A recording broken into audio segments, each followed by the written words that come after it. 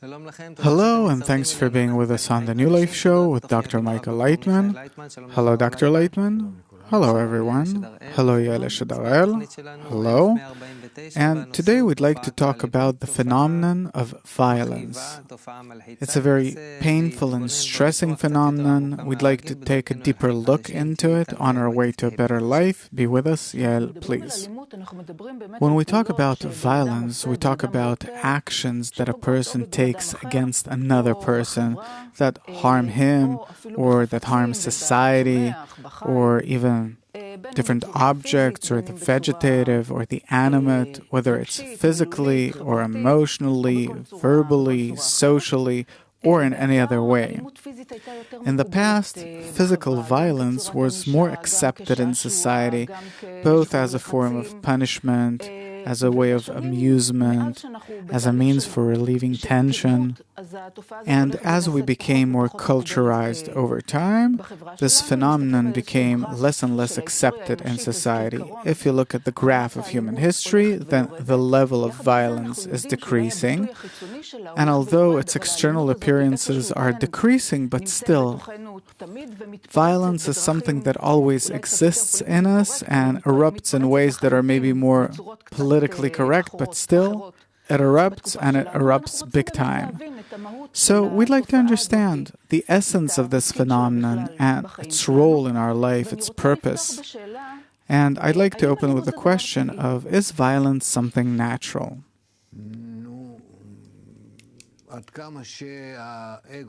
The more developed an ego is, the more natural it is, the more developed the desire to receive pleasure, to enjoy life is, the more conspicuous it is. In the still, you don't feel it. But if, for example, we take different substances, the more complicated, complex the matter is, the more its valence, the heavier its mass is, the more it's inclined toward outbursts. And so much so that we can see that if an atom is too heavy, for example, then it starts emitting radiation. How our sun is exploding all the time, thousands and thousands of nuclear bombs are exploding at each and every moment. Meaning, the greater the egoistic desire is, the greater its mass, the more massive it is, the more it's inclined towards outbursts. So we see that it's a natural inclination in the still. In the vegetative, we maybe don't see it that much, but maybe it's simply because we don't know and we don't study plants in this regard, but how they invade different places, how they climb, how they use each other in order to grow and so on. So here too, we have outbursts. These are outbursts. In the animal world, it's clear that there the eruptions reach states where if an animal erupts, then it uses its common sense. Should I? Shouldn't I? But if there is an eruption, it takes nothing into consideration. Even a little animal is willing to attack some big animal, meaning it's unbounded, meaning it doesn't only happen in a person that he loses his common sense, but also in the still, and the vegetative, and the animate. The more the substance, the more that species, that kind of being, of creature, the heavier it is with its desire and character, then there are more frequent and more stronger eruptions. How would you define an eruption? I define it, suppose if we're talking about human beings, but in everything else too, in the still and the vegetative and the animate, only there we can't really. On animals maybe we can see it, but a person, for example, He can't hold himself back in an appropriate fashion. He can't stop himself. And he allows his tension to burst out and to do whatever it takes in order to actually calm himself down. He doesn't see any other way to calm himself down but by an outburst, like a volcano, for example, that you have very strong tensions on the inside, and it's impossible to keep holding this inner tension because the shell can no longer hold it on the inside. And then there is an eruption, and we see the results, how it bursts out, erupts. And so this is how it is in the still, in the vegetative, and the animate, and also in human beings, and all the more that people have many more reasons for it. Human reasons, social reasons, family reasons, and in general, because we're all locked inside all of these sufferings and stoppages and different conditions where we can't take it anymore with our ever-growing ego that's growing from year to year, then obviously the more we advance, the chances for eruption on the personal level, in the family and society, between children and grown-ups, between countries, the chances rise. What exactly erupts? Our tension, that instead of calming it down, we can't keep holding it like a volcano, and this is the only way, we see that this is the only way that we can decrease our inner tension. Otherwise, you can explode. We even see it on people, that if a person is under lots of stress, it's good that he'll shout or run or do something in order to lower the tension. Otherwise, it could result in heart problems and other things. There are all the time these accumulations of tension, and at a certain point, we see it everywhere, in stars and everything. The accumulation of inner tension that can no longer be balanced, and then this is how the pressure is released. He also said that the more a person's ego, the more his desire goes and grows, the more he is inclined towards outbursts. Why does it work that way? Because his ego is greater, and he has many reasons for these pressures, and he doesn't see any other way to calm himself down. Why? Because there are more frustrations? Look, from generation to generation, can you compare our generation with the generation that lived 100 or even 200 years ago? You can see it in the music, in literature, in the different kinds of work, in the relationships between us. Back then, it was all at a very low frequency. We moved around by horse and carriage, afterwards trains. That was something. Today everything's flying. Yeah. We can't even wait a moment. I want it here and now, immediately. This is also how it is inside the person. This turmoil doesn't only happen outside of a person, but also internally. It's harder to keep these things in the more the ego grows. So, we talked about eruptions. We said that eruptions is the accumulation of inner pressure and tensions. So, from here, can I understand that violence is a result of inner tension? Of course. Of course. A person is all the time making calculations, usually. What to do, how to behave, where should I, where shouldn't I. And even if he acts out an eruption, he acts it out, that it's worthwhile to express himself this way. You can see it on politicians, that sometimes they allow themselves, it's all pre-planned, obviously. But we're talking about ordinary people, then there are such states, conditions, where a person can't hold himself back, and the court sometimes takes these things into consideration. And when a person finds out that he was cheated, that he was lied to, that something was done to him unjustly, he loses his calm. Yeah. So you're saying that up to a certain degree there are things that are accepted and things that are not accepted beyond that degree, suppose. Okay, now, are there people that are more inclined towards violence from birth? Of course. We have sanguine, choleric, melancholic, and phlegmatic, 4 different types of character. Yeah. You can't compare between choleric and phlegmatic. Phlegmatic until something reaches him. On the way, he has different filters and so on. Until it reaches him. Ah, really? Is it so?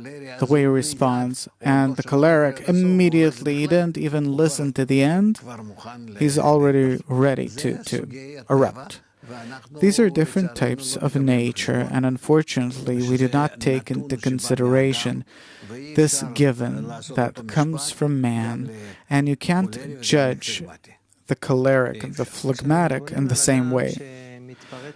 When a person erupts in violence, what is he actually lacking?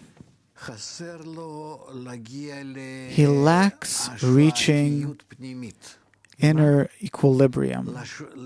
What do you mean?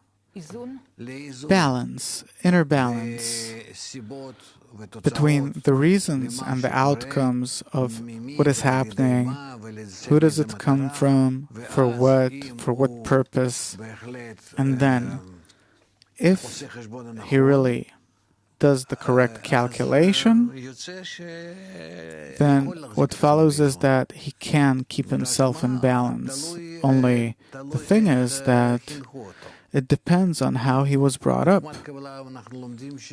We learn in the wisdom of Kabbalah that all the reasons, that everything that happens to us, even though that it seems to us as if it comes from other people, but it all comes from above.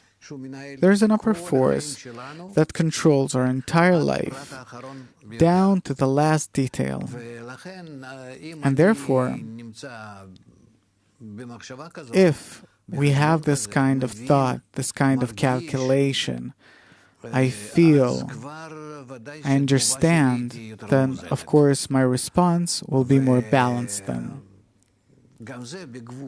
And that too to a certain limit, to the extent to which a person can take into consideration what we call none else besides him. And this is how we can determine things. And there's the matter of education that can really balance a person out almost in any case. There is the matter of the environment that can influence a person in such a way that he will feel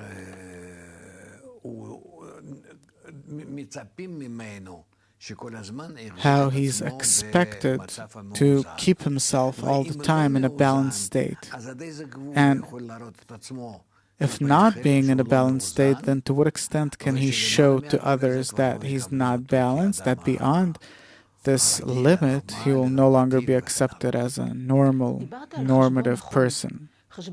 You talked about the correct calculation and balanced response. And you said that if a person knows how to make the correct calculation, then it will be easier for him to hold all of these acting forces in a more subtle way, to calm all of these pressures that are influencing him down. How do you make a correct calculation? This is something that you have to teach a person. He has to see a woman that erupts because a little dog attacked her little child. Then how she yells and how concerned she is. You can understand. She's a mom and so on. Meaning, you have to know how to look at these things and how to clothe in that erupting person and to see that there's the matter of a person's character that's acting here and a person's education, that a person can't be blamed for being brought up the way that he was, and his character, he didn't choose it, and the circumstances of what's going on right now, he didn't choose that either, he didn't orchestrate it, and maybe other conditions too. And after we examine all of these parameters, then we can say, Your Honor, Judge so-and-so, like there is this inner trial going on inside a person or in society, or it's a real judge.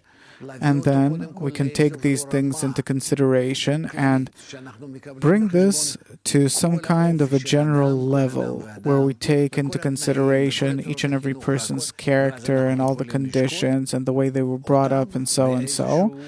And then we can measure them according to the same standard. Where are we erring in our calculation? We don't know how to make these things. We don't. Our judicial system doesn't take these things into consideration at all. It's very hard. We have to bring everyone to this common kind of level that we have to give each of the different types of character a certain coefficient, that after this coefficient, the character that a person was born with no longer matters. So to take into consideration the different things that put pressure on a person, that stress him out, and also his natural ability to cope, deal with these things. Now, also education. What family was he brought up in what way, where is he living now, and what kind of environment? I have to make some kind of average out of it, that an average person has to meet this image. Now, it could be education, health condition, different things, everything. And then I can consider whether his behavior, whether his eruption was natural, relatively, or it was completely beyond everything and there was no justification for the way he behaved. So it opens the door for some of the people to erupt and be violent.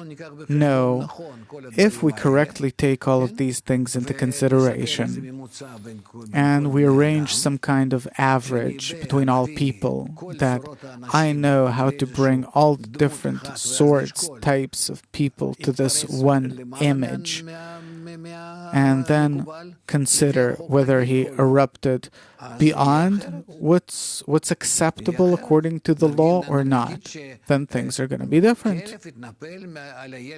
Suppose a dog attacked a small child and the mother that was next to him started hitting that dog, and the dog's owner came and started hitting the mother. It's kind of like what we read on the Pesach Haggadah about Chad Gadya. Yeah. So how do I examine these things? What tools should I measure this by? Okay, you mentioned education and where a person was brought up and what kind of environment and how essential this is. From researches, we know that the family that a person grew up in has a tremendous influence over him, over his potential to later become a violent person or not. Why, if a person grew up in a violent family as a child, why does it influence him so strongly and he can become violent later too? Doesn't necessarily have to be violence. Maybe his family gave him everything. He was loved, he was given everything. No one ever put pressure on him. He felt like a king. And when later he begins his grown-up life and he sees that people treat him differently, he can't hold himself back and he erupts. Where is the kind of behavior that I'm used to? Why are people treating me this way? So you can say, look, the family that he was brought up in, and the education that he got, and so on. And look who he is. So there are different examples here, and we have to take everything into consideration. There are entire systems that our judicial system isn't taking into consideration at all. When a person violently erupts against someone else, a moment before he erupts, what does he feel inside? What goes on inside of him? In a moment, suppose he's going to harm or hit another person, but he has pressures on the inside, this I understand. Were he alone in the world, no problem. He could erupt however he wants, but there's another person next to him, and suddenly we see that one person acts violently against another person. A moment before that, what goes on inside of him? He feels that he's going to harm someone else. No, he doesn't. So what does he feel inside? He feels that he has to erase this inner tension that makes him feel that he's about to explode. This tension that's acting inside of him is so high that the only thing that he's thinking about is how can he erase it. This is the only thing that he's thinking about. That's it. To kill, to hit, doesn't matter what. He simply wants for this phenomenon to no longer exist in the world. What phenomenon? I don't know, suppose he kills someone. So it's done in a moment where you see nothing besides this desire to act, not to act. I'm in a state where I want to erase the reason for my tension, because otherwise I can't come out of this tension. So much so that either I die that very moment, this is what a person internally feels, yes, or I really run that person over. I feel it's like either me or him, it's survival. Yeah. Okay. A few moments ago, you said that a person can, with all the data, parameters, ways he was influenced in life, a person can reach a state where he can balance himself out. And you said that in the wisdom of Kabbalah, when a person can tie everything that happens to him with the upper force, his response immediately becomes more balanced. So my question is, what thoughts awaken balance and what thoughts awaken pressure, tension, and so on? I can't say what thoughts. It's not just thoughts. It's all in all a collection of things that influence a person internally and externally. It depends on what he sees and hears and the influence of the environment. Okay, all these things, they influence him and create this inner tension inside of him. Now, what I'm asking is that regardless of the kind of volcano that's going on inside a person and what are the reasons for it, you said that a person can learn how to balance himself eventually. You said that it's related to his ability to tie everything that happens to him, that it comes from the one general force that controls all of nature. So, my question is, what thoughts can a person think in order to balance himself a bit? To constantly be connected to the upper force, which is the reason for all of a person's thoughts and events that happen. And if he ties himself to the upper force this way, strengthens himself in that, then he sees that everything that goes on around him, these are only means, like in a theater, that these are actors of the upper force. And this is how he relates to them, as people that are acting out a certain role. And how does that influence him? How does he see reality? He doesn't want to erupt against someone or something or the environment because he sees that it all comes from the upper force, from none else besides him. And therefore he doesn't erupt against other people. But he knows that he has to balance himself only with the upper force. And it could be up to the point where either I go to war now and I blow up the entire planet, or I say, are these things related? They're not related. They're not to blame. It's all in the hands of the upper force, and I have to get along with him. For him to balance everything, it's not that I'm going to balance it by blasting something or whatever, but that the upper force will balance it out by the forces that are in his hands, because everything is in his hands. So you're saying that there are only two players here. Yeah. Man and the upper force and reality between them. And what about that inner eruption that a person feels coming? He sees it as an opportunity, as an invitation from the upper force to turn to him. And what is the role of violence in our life then? What does it exist for? In order for us to learn from it that all these things, they only lead us to problems and troubles because we're disconnected from the true providence, governance that spreads out in front of us. Okay, when you're talking about the upper force, there are many people watching us now. Some believe in the upper force, some don't, and so on. When you're saying that a person can calm his violent urges down, the upcoming eruption by being connected to the upper force, give me some kind of definition that a person can realistically live with, even if he's not a believer. It's very realistic.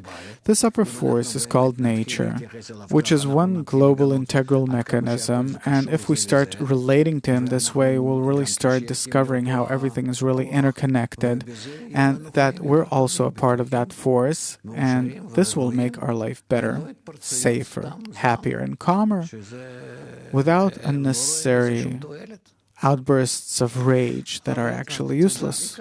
Let's help each other be this way. Dr. Laitman, thank you very much. Thank you, Yael. Thank you for being with us. We'll talk about this more on our next shows, and until next time.